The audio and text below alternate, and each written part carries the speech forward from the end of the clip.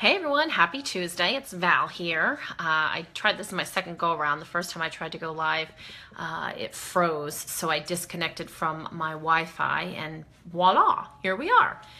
Today I wanted to bring something up in regards to sales and selling a little bit deeper. I hear people all the time, who have great networks. They are excellent at building the initial relationship.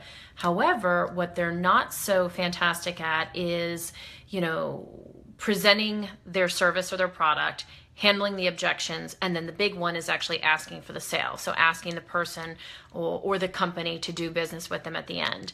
And I was just at a meeting a little while ago, and when I was talking to them about, what are you looking for by way of sales individuals, they're like, we want someone who knows how to sell, who, can go out there and do the work. Because apparently there's a lot of people who are really good at selling themselves in an interview, let's say, for a company or for a particular position.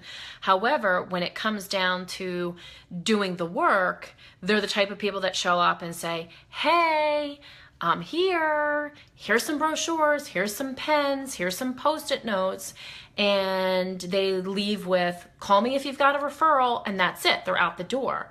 They don't take it a step further to ask questions, such as, who are you using? Why do you like them? If you could have the perfect, provider, vendor, partner, who would that be? What would they look like?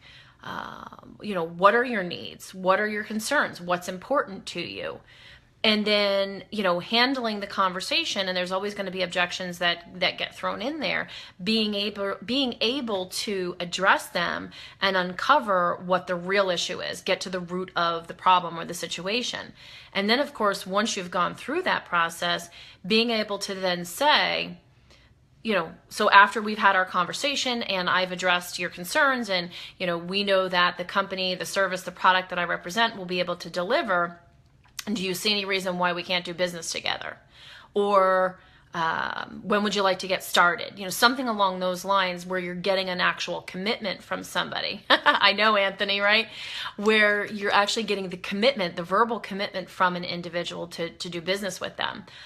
I missed this early on in my career when I worked for Panasonic, and I went in and I gave a presentation that was a couple $1 million deal, and I nailed the presentation. I thought for sure I had the business. 2 days later, I still hadn't heard from the company.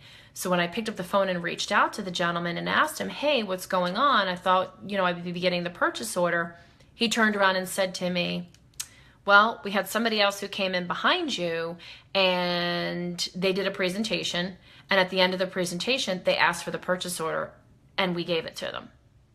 And I was heartbroken because I thought for sure that I had the deal. I had it. It was mine.